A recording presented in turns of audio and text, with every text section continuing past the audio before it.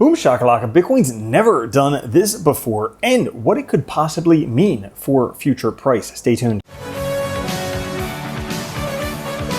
What's up everyone, Randall here from Crypto Love. Today's video, a lot of very interesting charts for Bitcoin and cryptocurrencies, including Bitcoin has never done this before, and what it could possibly mean for future price. Before we get into it, guys, like the video, it helps out a lot. Now today, fear and greed back up to 73 from yesterday's 65 and last week's 67.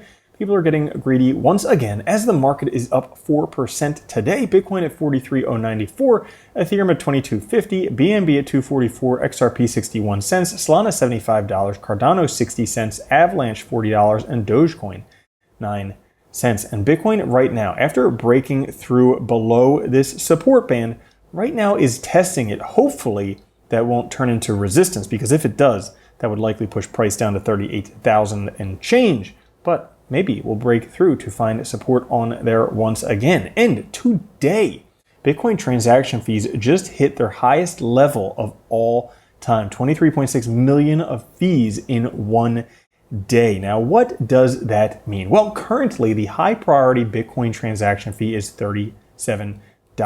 How many people earn less than $37 a day? That's almost 5.5 billion people, way more. Well, just about 2/3 of the world's population, currently excluding from sending a fast Bitcoin transaction unless they want to spend more than a day's income. Well done. Now, why? Oh, why could Bitcoin transaction fees be getting that high? Could it be due to Bitcoin ordinals? Could it be due to lots of people trying to stack their sats while they still can? All of these things definitely possible. And Bitcoin on the race to $1 trillion market cap.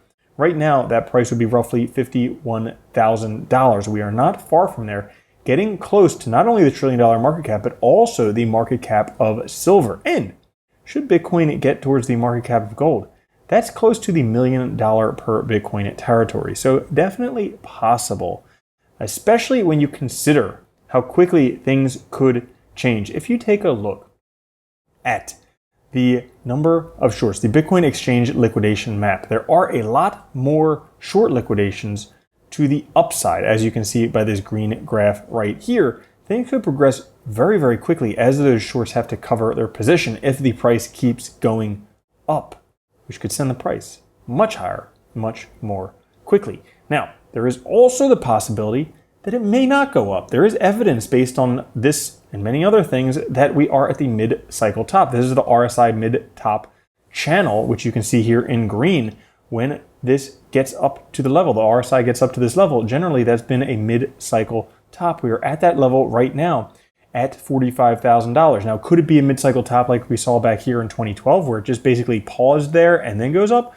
Or are we in for a bigger one like what we saw in 2019, where the price came back down quite dramatically before taking off once again? I don't know, but we are in the pre-halving territory, 4 months before halving, where generally the market goes sideways. Not that big movement for 4 months before halving. However, post-halving bull run, generally massive for Bitcoin. So while things may not be happening over the next few months, after that, they will. The volatility index right now having a bullish cross that has preceded every major bull run for Bitcoin, crossing again right now.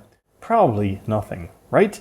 Also, the Chand momentum oscillator down here on the bottom has bottomed, and then it comes up, forms a sideways megaphone. Well, we can see here has bottomed, comes back up, forms a sideways megaphone, and last time that led to a massive bull run. It says, let's go. So where does that leave us? We have breakout signals across the board for Bitcoin, breaking through resistance levels that led to massive bull runs. You can see here resistance levels that led to massive bull runs.